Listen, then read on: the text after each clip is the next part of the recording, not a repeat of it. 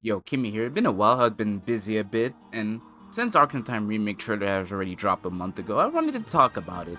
No, I'm not gonna look at every frame and, put the video an hour long just to talk about specific detail. I'm not gonna do that. I just wanna yap around your ears about this game I'm excited about. And I will probably most likely sell you some big coat because I'm expecting some stuff in this game, even though I know he ain't gonna be in it. But let's begin. First things first is, the one thing you'll notice when you look at the trailer is that Link is not the graphics, or the graphics of the game is not like Breath of the Wild's or Tears of the Kingdom.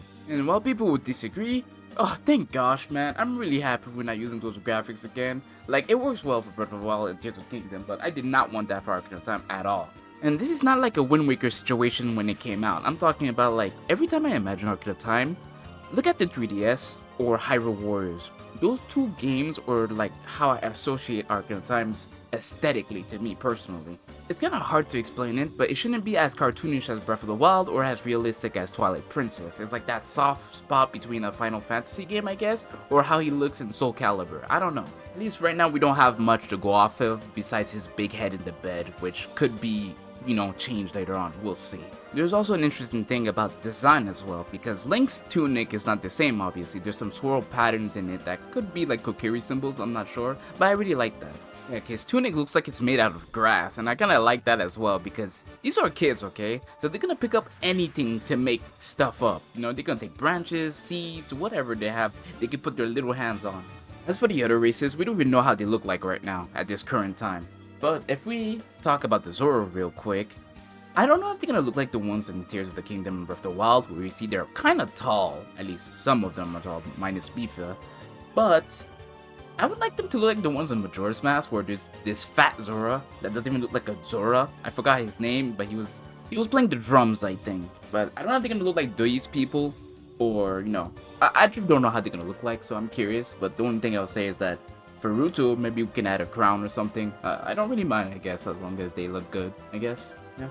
I wouldn't really mind, honestly, but like, as long as they don't look like the male Zora default that they would copy and paste everywhere in Ocarina of Time, I guess. I don't know, I would like to see some different color variations, stuff like that. I don't know, that's just me.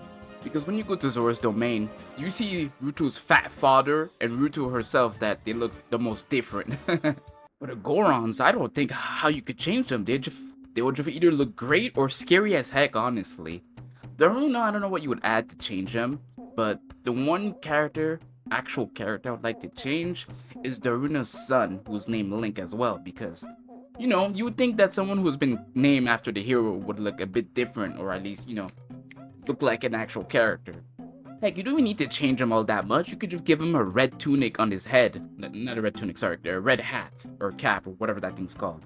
And I'll be like, oh, that's his son, and I would immediately recognize him because he's a bit different from all the other Gorons. He's wearing a hat that looks like Link's hat. Bro, same for the giant Goron who makes you that sword that breaks and scams you before doing that long side quest for it.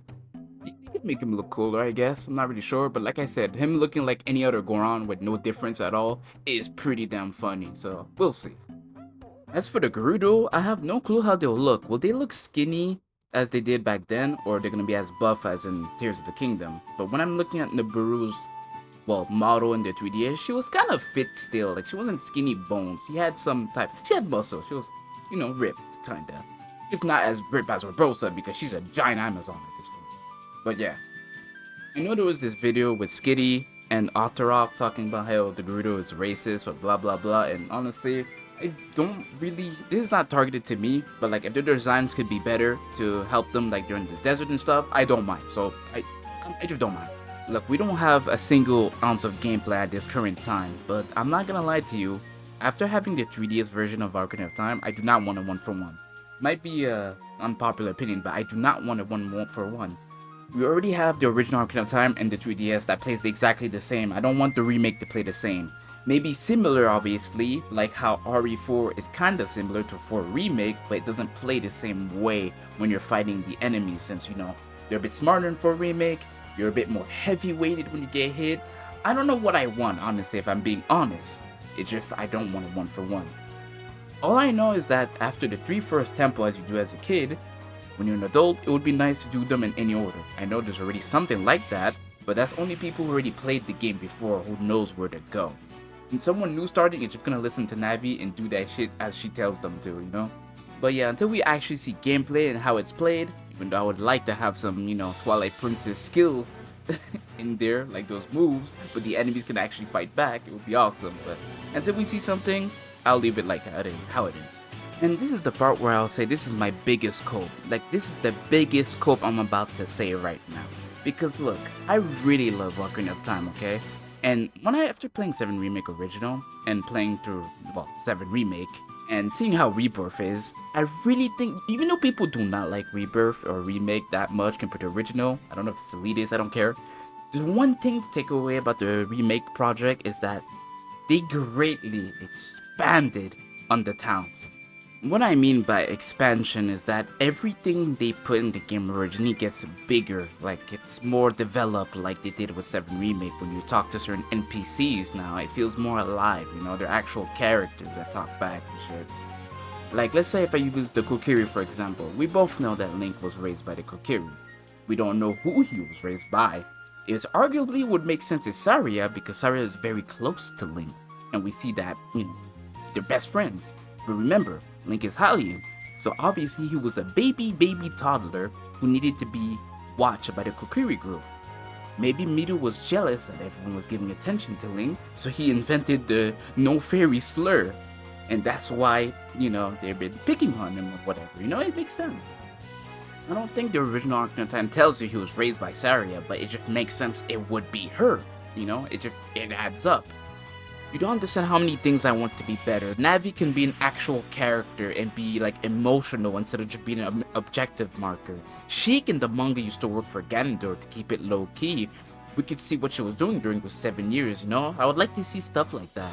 I know that's only manga only, but we got a lot of material to use from there that is pretty good. So why not use them? Regardless, I just want to say my cope answer is I want Link to kill Volvogia and had him as a pet back then, so when he kills Volvogia, he gets sad like this manga panel. It's so good, and I wish it was in the game. Or Link and Malon fighting in Lon Lon Ranch against the Gerudo, just like in the manga panel. It's so good, and I don't mind them being added. It's great. It makes it more fun, I don't know.